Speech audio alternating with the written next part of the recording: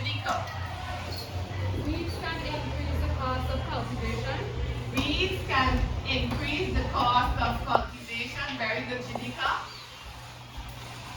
Akifa, what's another harmful effect of weeds? Harbor insects that produce. Weeds harbor insect pests and disease organisms. Very good. What are some other effects of weeds? Narendra. Weeds can be poisonous to both man and livestock. Weeds can be poisonous to both plants and livestock. Very good. Yes, Najeda. Very good. Weeds lower the quality of the crop produce. So all those are the harmful effects of weeds. So weeds compete with plants for its nutrients, space, and sunlight. It's also poisonous.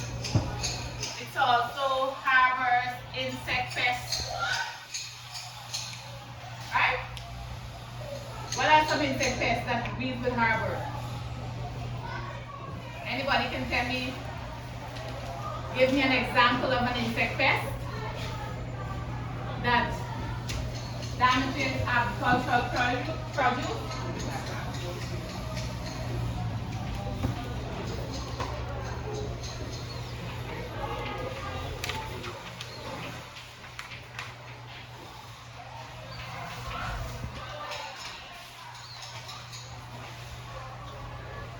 Yes, Junica? Stand. The leaf cutting ant, very good. You have mole cricket, you have the acushia ant. Right? Those are the nocturnal animals that comes out late in the afternoon or in the night and destroy crop produce. Right? Good. There are various methods of controlling weeds.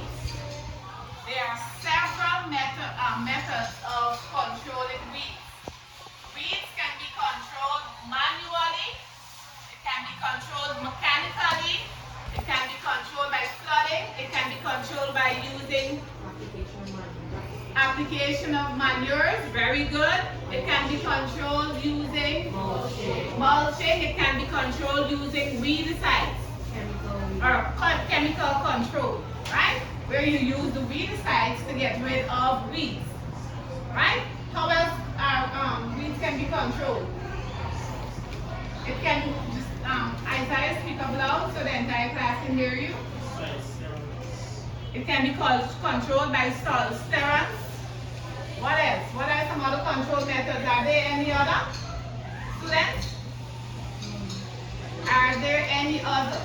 So those are all the methods of controlling weeds. You have manual control, you have mechanical control, you have chemical control, you have flooding, you have what else? Mulching, application of manure. Right? Good. Let us look at the first one. You have manual.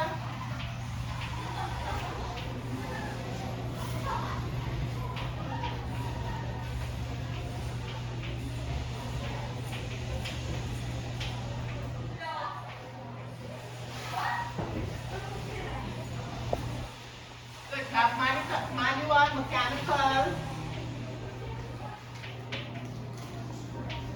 flooding,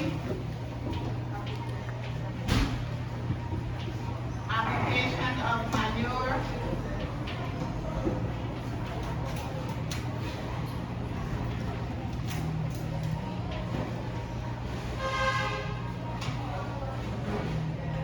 you have chemical control,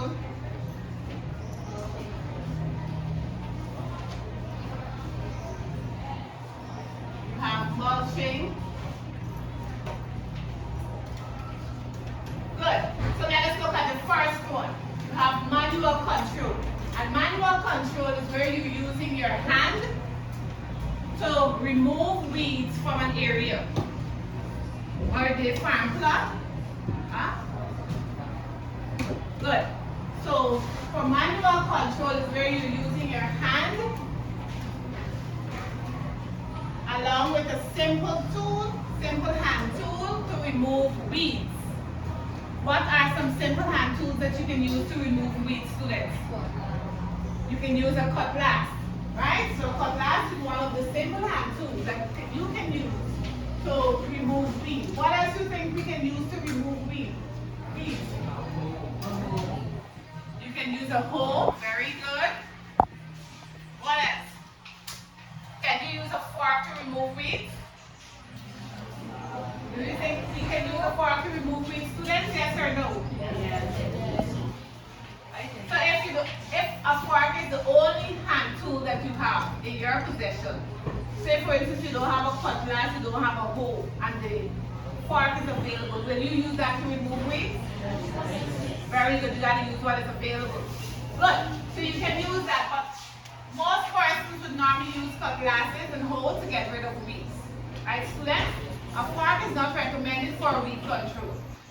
Good. You also have mechanical control. And mechanical control is where you're using what? When you hear the word mechanical, what comes to mind? You use a machine. Now, what is an example of a machine that you can use to do weed control? Weed whacker. You can use a weed whacker or you can use a brush cutter. Right? So, mechanical control is when you're using a machine to get rid of weeds. And you can use a brush cutter or a weed whacker. And just now I will take you down to the department and show you what a weed whacker is. Right, students? Good. You guys know what a brush cutter is, right? Yes. Good. Flooding. Flooding. How can flooding hinder the growth of weeds? Who wants to tell me how flooding can hinder the growth of weeds? Yes, Ariana. It can uproot the weeds. It can uproot the weeds? How? Speak aloud so the entire class can hear you, Ariana. Excessive water. The excessive water can cause the weeds to be uprooted. Very good. How else can weeds be controlled by flooding? Colin, you didn't say anything for the morning. Yes, Judine? It can allow the weeds to die. Weeds can die when it's submerged on the water for a prolonged period of time. So flooding, say for instance, I decide to cultivate rice. I know for rice you have to flood the field before you think about cultivating rice. So the land is flooded, or water is brought onto the land for a prolonged period of time. And remember, the water can cause plants to grow. So with that, weeds can grow within that time frame that the water is on the land. And when the weeds are there and it submerges, what submerge means? The weeds are on the water for a long or prolonged period of time. It causes the weeds to die. Because if the plants cannot strive well under water. Rice is best suited for that purpose. But weeds, once they are submerged under water for a long period of time, or other plants, they can die. But in this case, we're looking at weeds. So weeds will die over a prolonged period of time once it's under water. Okay, students? Good. You also have application of manure. Application of manure. Who wants to explain that one for me? How can application of manure suppress the growth of weeds? How that happens?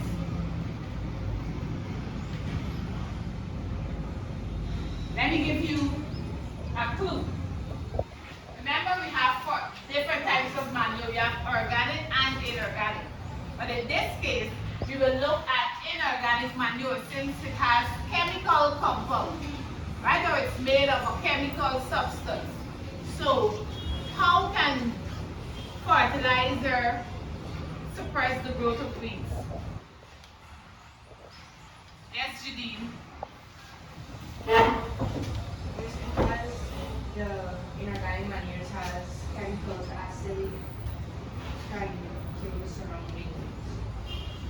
So Julie is saying that for inorganic manures, the chemicals, remember some chemicals is too acidic for plants, so the acid can kill the weeds.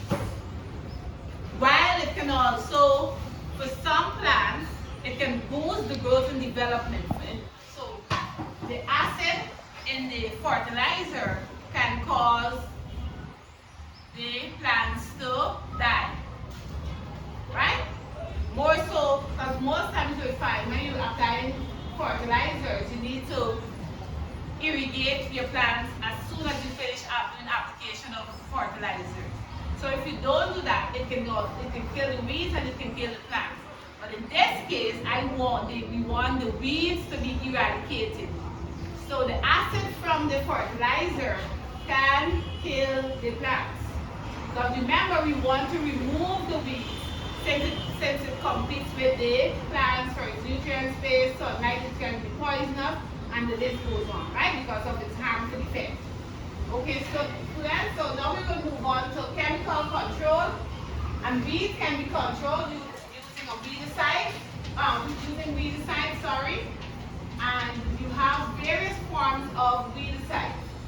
Weedicides, you have selective weedicides, and you also have contact non-selective weedicides. And the contact non-selective weedicides are those weedicides that kills what? All plants. That kills all plants in an area. And the selective weedicides are those that only kills the what class? The weeds. So contact non-selective weedicides are those weedicides that kills all plants, including your vegetables and the weeds. And the selective weedicides are those that kills the weeds only. Am I correct? Yes. Good. What about mulching? How can mulching suppress the growth of weeds?